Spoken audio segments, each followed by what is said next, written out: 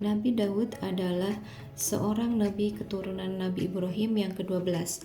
Beliau juga seorang raja. Ia dikenal sebagai seorang raja yang begitu kuat dan perkasa. Nabi Daud adalah ayahanda dari Nabi Sulaiman, salah seorang nabi yang begitu dikenal karena luasnya ilmu dan kerajaan yang ia miliki. Dalam Al-Quran juga dikisahkan tentang Nabi Daud ini.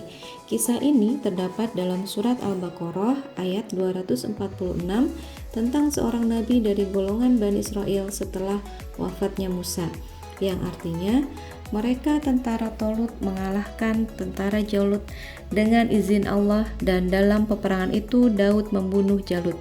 Kemudian Allah memberikan kepadanya pemerintahan dan hikmah sesudah meninggalnya Tolut, dan mengajarkan kepadanya apa yang dikehendakinya.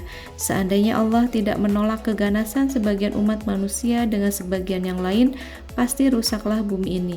Tetapi Allah mempunyai karunia yang dicurahkan atas alam semesta. Awalnya, Bani Israel tidak mau menerima kedatangan Daud. Waktu itu belum diangkat menjadi nabi. Bani Israel merasa sosok Daud lebih rendah dari kaum Bani Israel. Raja mereka, Tolut, juga sempat agak meragukan dengan sosok pemuda ini. Tapi hati kecilnya berkata, ia percaya pada Daud. Suatu ketika, Tolut berhadapan dengan seorang raja zolim bernama Jalut dalam sebuah peperangan. Kerajaan Jalut ini begitu besar, sedangkan kerajaan Tolut sendiri berkali-kali lipat lebih kecil. Begitu halnya para pasukannya yang lebih sedikit. Raja Tolut memang terkenal lihai. Ia lantas memerintahkan Daud yang cekatan dan terkenal lihai serta tangkas untuk memimpin pasukan. Berkat kecerdikannya, pasukan itu berhasil memukul mundur Raja zalim itu. Nabi Daud pun diangkat menjadi nabi oleh Allah.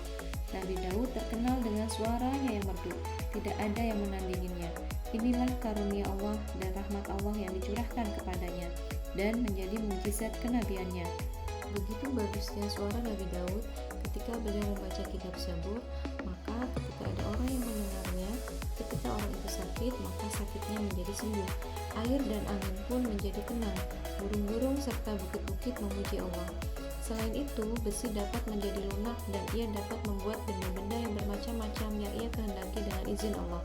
Hal ini sesuai firman Allah dalam Al-Quran surat Saba tentang mukjizat Nabi Daud, yang artinya, sesungguhnya kami telah memberikan kepada Daud, lalu kami berfirman, hai gunung-gunung, bacalah tasbih berulang bersama Daud, begitu pula burung-burung, dan besi itu kami jadikan lunak di hadapannya. Buatlah serta tenunkan baju besi, lalu kerjakan amalan yang soleh. Sesungguhnya aku melihat apa-apa yang kamu kerjakan.